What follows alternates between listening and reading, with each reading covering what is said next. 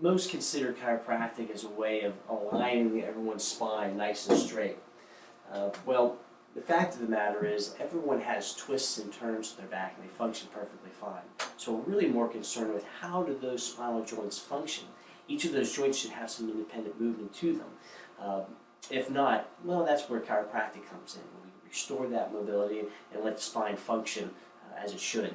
So in the past, before technology like I'm about to show you, we have to rely on our palpatory skills. What that means is we have to feel the springiness in each joint. Well, it's virtually impossible to differentiate muscle tension from actual joint fixation. As a result, you can end up adjusting areas that maybe didn't necessarily need to be adjusted. So with this new technology, what we're allowed to do now, or we're able to do now, is to actually measure joint mobility at each segmental level, at each vertebral level. And here's how we do it. Using really what turns out to be a 30-year-old engineering technology, a very reliable one, called a piezoelectric sensor.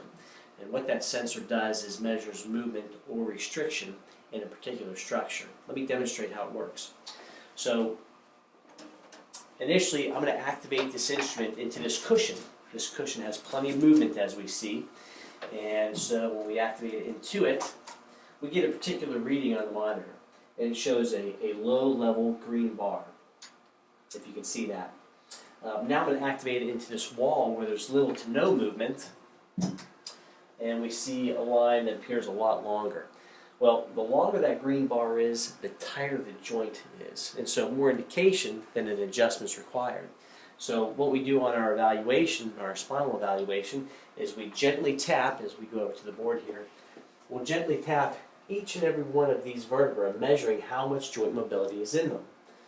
If we find an apparent area that shows a longer green bar, well, that's an indication for an adjustment, and we can go ahead and do so. What we can do is use the same instrument, changing the mode of it, to now deliver a high-speed, low-force impact into the joint. So no longer do we have to do the twisting and the popping that can sometimes be a bit uncomfortable. After the adjustment's taken place, we can go back and retest it. Again, prior to technology like this, we'd have to rely on how does it feel? Well, it's kind of subjective. So now we have the actual objective findings to tell us whether or not the adjustment took place.